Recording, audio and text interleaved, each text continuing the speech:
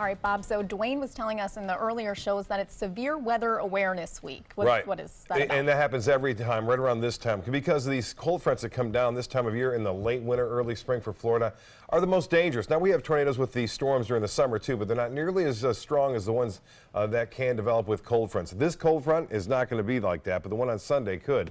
Here's the lightning deaths. That's the #1 thing today, lightning safety. Got to look, this is 2017. There were 16 deaths across the country. And in Florida, we ranked the highest at 5. Now, in 2017, and then 2016, again, 2016, there were 31 lightning deaths. So we've cut that in half just this last year, and Florida had 5 deaths. Typically, we have about 6 deaths a year as a result of lightning. You can see where some of those strikes occurred and where those deaths occurred across the state there. So.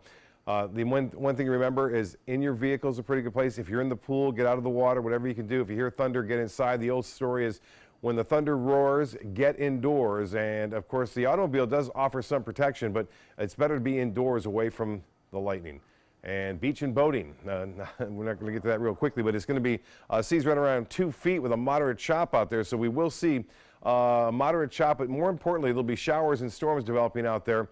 And as far as temperatures go, we're going to see highs tomorrow still in the low 70s. So this is a cold front, but it's not going to do much in terms of bringing our temperatures down tomorrow, but more so, it will bring our temperatures down, it looks like, on in through late tomorrow night and especially on Wednesday. Well, here's a look at the futurecast showing this is Tuesday at 5:30 in the morning. Showers and storms will be around, so for your commute, could be rather slick going out there. On top of that, there could be a few isolated thunderstorms. Right now, most of those thunderstorms are well offshore, and we continue to watch those. Now, as far as the hourly forecast goes, so in the morning, expect some moderate showers and a possibility of a few isolated thunderstorms. Temperatures warming in the low 70s, but clouds will stick around throughout much of the day, so it won't be much of a beach day at all tomorrow. But temperatures will warm to where they normally are. We talk about fog. Now, we had a lot of fog around this morning. That was a sea fog, and what that means is warm, moist air coming up with that south wind actually cools and condenses as a result of the water temperature being into the upper 50s to low 60s. And that fog sticks around a little longer than just your radiational fog that you see on typical nights. And you can see the current fog conditions fairly thick to the north of us right now.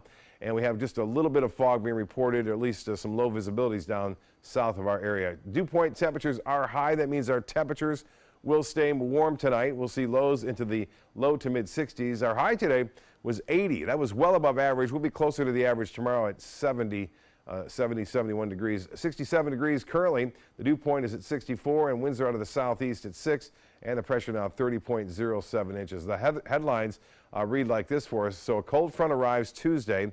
Later in the day, slightly cooler temperatures, but not extreme. Nothing like we saw last week. And then we'll have a first alert day, I think, on Sunday, meaning there's a potential for some stronger storms and cells with that next cold front that moves through on Sunday, and the pressure now, again, 30.07 inches.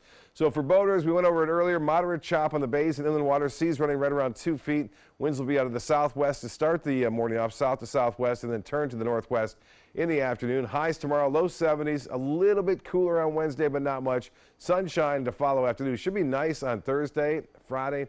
Saturday, increasing clouds in front of our next storm system, which will move through on Sunday. That rain chance, again, 70%. And some of those storms could be strong, so we'll keep an eye on that for you. Obviously, as we get closer to that day, we'll get a little bit better handle as to how strong those storms will be and the timing of them as well coming up throughout the rest of this work week.